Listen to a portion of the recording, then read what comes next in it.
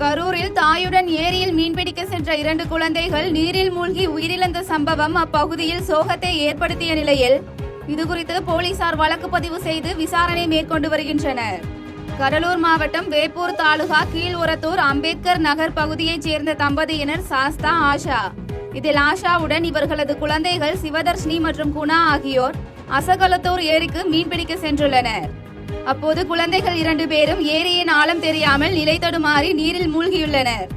இதனையடுத்து மீன்பிடித்துக் கொண்டிருந்த குழந்தைகளை காணவில்லை என்ற ஆஷாவின் அலறல் சப்தம் கேட்டு அருகில் இருந்தவர்கள் நீரில் மூழ்கி இருந்த குழந்தைகளின் உடல்களை மீட்டனர். இதுகுறித்த தகவலின் பேரில் சம்பவ இடத்திற்கு வந்த சிறுபாக்கம் போலீசார் உயிரிழந்த குழந்தைகளின் உடலை கைப்பற்றி பிரேத பரிசோதனைக்காக விருத்தாசலம் அரசு மருத்துவமனைக்கு அனுப்பி வைத்த பின்னர் இதுகுறித்து வழக்கு பதிவு செய்து விசாரணை மேற்கொண்டு வரும் நிலையில் தாயுடன் ஏரியில் மீன்பிடிக்க சென்ற 2 குழந்தைகள் நீரில் மூழ்கி உயிரிழந்த சம்பவம் அப்பகுதியில் சோகத்தை ஏற்படுத்தியுள்ளது. கரூர் மாவட்ட திமுக அலுவலகத்தில் செயற்குழு கூட்டம் மற்றும் முப்பெரும் விழா குறித்த ஆலோசனை கூட்டம் திமுக மாவட்ட செயலாளரும் கரூர் சட்டமன்ற உறுப்பினருமான செந்தில் பாலாஜி தலைமையில் நடைபெற்றது. அந்த கூட்டத்தில் 4 தீர்மானங்கள் நிறைவேற்றப்பட்டது.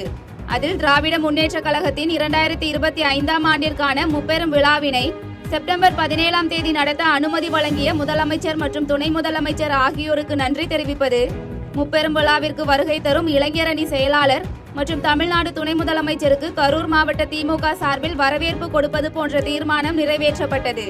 மேலும் தமிழ்நாட்டின் தனித்தன்மை மற்றும் தமிழர்களின் சுயமரியாதையை பாதுகாக்கும் அரசியல் அரணாக விளங்கும் தமிழக முதலமைச்சருக்கு வாழ்த்துக்கள் மற்றும் நன்றி தெரிவிப்பது மற்றும் 2026 சட்டமன்ற தேர்தலில் மகத்தான வெற்றி பெற்று முதலமைச்சர் மு.க. ஸ்டாலினை மீண்டும் பொறுப்பேற்க செய்வது உள்ளிட்ட 4 தீர்மானங்கள் நிறைவேற்றப்பட்டது.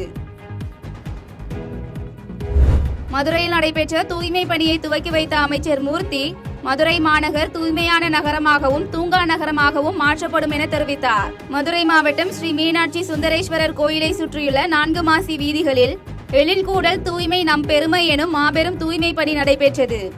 இந்த தூய்மை பணி நிகழ்ச்சியை வணிக வரி மற்றும் பதிவுத்துறை அமைச்சர் பி. மூர்த்தி துவக்கி வைத்தார்.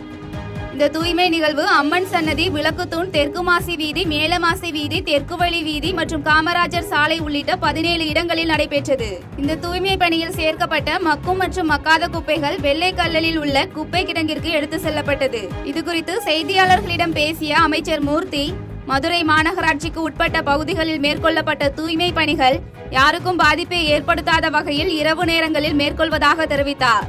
மேலும் இதுபோன்ற பணிகளுக்கு பொதுமக்கள் ஒத்துழைப்பு தர வேண்டும் என கேட்டுக்கொண்டவர், மதுரை மாநகர் தூய்மையான நகரமாகவும் தூங்கா நகரமாகவும் மாற்றப்படும் என தெரிவித்தார். மதுரை மாநகராட்சி 1 மாத காலத்திற்குள்ளாக இது தூய்மையான நகரமாகவும் தூங்கா நகரமாகவும் நிச்சயமாக மாற்றுவதற்கான பணியை இன்றைக்கு அனைவருடைய முழு ஒத்துழைப்போடு திருவள்ளூரில் மத்திய அரசை கண்டித்து காலவரையற்ற உண்ணாவிரத போராட்டம் மேற்கொண்ட நாடாளுமன்ற உறுப்பினர் சசிகாந்த் செந்தில் இரத்த அழுத்தம் காரணமாக மருத்துவமனையில் சிகிச்சை பெற்று வரும் நிலையில் போராட்டத்தை தொடர்ந்து வருகிறார். தமிழகத்திற்கான 2152 கோடி ரூபாய் கல்வி நிதியை மத்திய அரசு உடனே வழங்க வலியுறுத்தி காங்கிரஸ் நாடாளுமன்ற உறுப்பினர் சசிகாந்த் செந்தில் தனது கட்சி அலுவலகத்தில் காலவரையற்ற உண்ணாவிரத போராட்டம் மேற்கொண்டார். 2வது நாளாக தொடர்ந்த இந்த உண்ணாவிரத போராட்டத்திற்கு நாடாளுமன்ற மக்களவை எதிர்க்கட்சி தலைவர் ராகுல் காந்தி மற்றும் விடுதலை சிறுத்தை கட்சி தலைவரும் நாடாளுமன்ற உறுப்பினருமான திருமாவளவன் ஆகியோர் தொலைபேசி மூலம் தொடர்பு கொண்டு சசிகாந்த் செந்திலுக்கு ஆதரவு தெரிவித்தனர். இந்த நிலையில் திடீரென இரத்த அழுத்தம் அதிகரிப்பு காரணமாக சசிகாந்த் செந்தில் ஆம்புலன்ஸ் மூலம் திருவள்ளூர் அரசு மருத்துவக் கல்லூரி மருத்துவமனையில் சிகிச்சைக்காக அனுமதிக்கப்பட்டார். சசிகாந்த் செந்திலை பரிசோதித்த மருத்துவர்கள் இரவு மருத்துவ கண்காணிப்பில் இருக்க வேண்டும் என அறிவுறுத்தியதால் மருத்துவமனையில் இருந்தவாறு தனது உண்ணாவிரத போராட்டத்தை தொடர்ந்து வருகிறார். ஆகவே அவர் மருத்துவமனையில் இருந்தாலும் உண்ணாவிரதம் தொடர்கிறது என்பதை தெரிவித்துள்ளார்.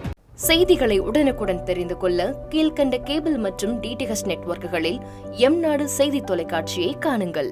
பாதகம் செய்பவரை கண்டால் நாம் பயம் கொள்ளலாகாது பாப்பா.